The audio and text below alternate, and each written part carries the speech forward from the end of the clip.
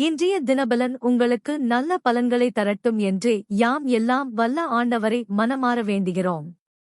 இந்த காணொளி பிடிச்சிருந்தா லைக் பண்ணுங்க, கமெண்ட் பண்ணுங்க, ஷேர் பண்ணுங்க. மேலும் தினமும் இப்படிப்பட்ட ஜோதிட தகவல்களுக்கு எங்கள் அக்யூட் டிவி தமிழ் ஜோதிடம் சேனலை சப்ஸ்கிரைப் பண்ணுங்க. நன்றி நண்பர்களே. மீண்டும் சந்திப்போம்.